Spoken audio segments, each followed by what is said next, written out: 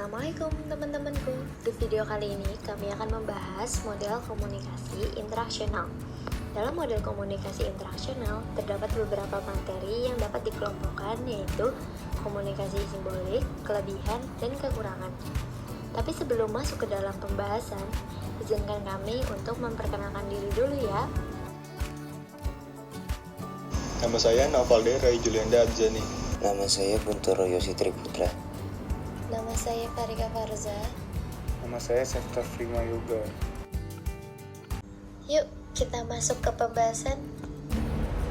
Pengertian model komunikasi. Sebelum lanjut kepada model interaksional, model komunikasi adalah gambaran simbolis dari suatu benda, proses, sistem, atau gagasan. Model komunikasi merupakan gambaran sederhana dari proses komunikasi yang memperlihatkan kaitan antara satu komponen komunikasi dengan komponen lainnya. Model interaksional merujuk pada model komunikasi yang dikembangkan oleh para ilmuwan sosial yang menggunakan perspektif interaksi simbolik dengan tokoh utamanya Herbert dan muridnya Blumer. Model interaksional sangat sulit digambarkan dengan diagramatik karena karakteristiknya yang kualitatif, non-sistematik, dan non-linear.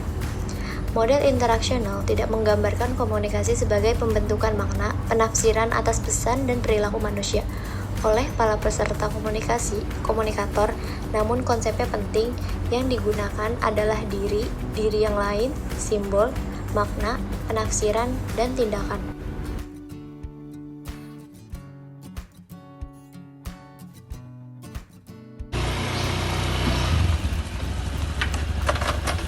Bisa mas? Oh iya? Mau nanya, kalau rumahnya dia di mana ya? Rumahnya dia Saga Merah TV? Iya. Ini mas belok kiri terus nanti belok kanan aja yang pagarnya warna hitam ntar. Oh berarti ntar gang pertama ini belok kiri. Emang kenapa sih mas? Hah? Emang kenapa? Dia ngundang saya ulang tahun. Oh ulang tahun. Oh, iya, mas. Makasih ya mas. Oh iya. Assalamualaikum. Salam. Menurut model interaksional simbolik, peserta komunikasi bersifat aktif, reflektif, dan kreatif, menafsirkan, menampilkan perilaku yang rumit dan sulit diramalkan. Model interaksional menolak gagasan bahwa peserta komunikasi adalah organisme pasif. Para peserta komunikasi menurut model interaksional adalah orang-orang yang mengembangkan potensi manusiawinya melalui interaksi sosial, tepatnya melalui apa yang disebut pengambilan peran orang lain. Diri dikembangkan lewat interaksi dengan orang lain, dimulai dengan orang terdekatnya seperti keluarga dalam suatu tahap yang disebut dengan tahap permainan dan terus berlanjut hingga lingkungan luas dalam suatu tahap yang disebut tahap pertandingan. Model interaksional dikembangkan oleh Wigglesworth tahun 1954 yang menekankan pada proses komunikasi dua arah di antara para komunikator. Dengan kata lain, komunikasi berlangsung dua arah, dari pengirim kepada penerima dan dari penerima kepada pengirim. Proses melingkar ini menunjukkan bahwa komunikasi selalu berlangsung. Pandangan interaksional mengilustrasikan bahwa seseorang dapat menjadi pengirim ataupun penerima dalam sebuah interaksi, tetapi tidak menjadi keduanya sekaligus. Elemen yang penting dalam model ini adalah umpan balik atau feedback, atau tanggapan terhadap suatu pesan. Umpan balik dapat berupa verbal ataupun non-verbal, sengaja maupun tidak sengaja. Umpan balik amat membantu komunikator untuk mengetahui apakah pesan mereka telah tersampaikan atau tidak dan sejauh mana pencapaian makna terjadi. Dalam model interaksional, umpan balik terjadi setelah pesan diterima, tidak saat pesan sedang dikirim. Adapun elemen atau bagian lain yang terpenting dalam konsep komunikasi interaksional ditandai dengan adanya bidang pengalaman atau field of experiences seseorang, budaya atau keturunan yang dapat mempengaruhi kemampuan berkomunikasi dengan yang lainnya. Setiap peserta komunikasi membawa pengalaman yang unik dan khas dalam setiap perilaku komunikasi yang dapat mempengaruhi komunikasi yang terjadi. Secara skematis dapat dilihat dalam gambar model interaksional berikut ini.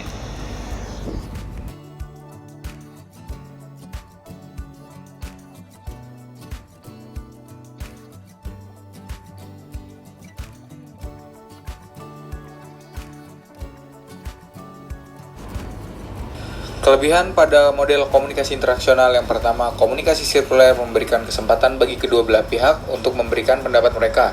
Yang kedua, model komunikasi Scrum bersifat dinamis dan selalu berubah sehingga sangat membantu dalam berbagai praktek komunikasi secara umum. Yang ketiga, pengirim pesan dan penerima pesan saling bertukar pesan dalam tingkatan yang sama aktifnya. Yang keempat, gangguan semantik merupakan konsep yang membantu pemahaman berbagai permasalahan yang dapat terjadi selama penafsiran pesan. Yang kelima, umpan balik memberikan kemudahan untuk mengetahui apakah pesan yang ditafsirkan oleh penerima pesan sesuai dengan tujuan atau tidak. Yang keenam, konsep interpretasi merupakan komunikasi menjadi efektif. Yang ketujuh, bidang pengalaman atau efek psikologis membantu pemahaman proses komunikasi dalam beberapa cara dibandingkan dengan cara tradisional. Yang kedelapan, konsep konteks membuat berbagai faktor lingkungan dapat dimasukkan ke dalam penafsiran pesan dan membawa perubahan dalam menilai pesan. Kelemahan pada model komunikasi interaksional yang pertama, umpan balik tidak terjadi secara simultan. Yang kedua, umpan balik terjadi secara tertunda atau membutuhkan waktu yang lama. Yang ketiga, umpan balik bersifat tidak langsung. Yang keempat, komunikasi tidak berjalan secara dinamis. Yang kelima, pola komunikasi dapat diprediksi. Yang keenam, komunikasi menjadi bersifat linear manakala penerima pesan tidak memberikan respon atau umpan balik. Yang ketujuh, model komunikasi Scrum tidak dapat digunakan dalam berbagai tingkatan komunikasi dan proses komunikasi yang kompleks. Yang kedelapan, pesan yang dikirimkan dan diterima mungkin saja ditafsirkan secara berbeda. Yang kesembilan, hanya ada 2 sumber yang berkomunikasi. Beberapa sumber membuat proses menjadi lebih kompleks dan model tidak dapat diimplementasikan.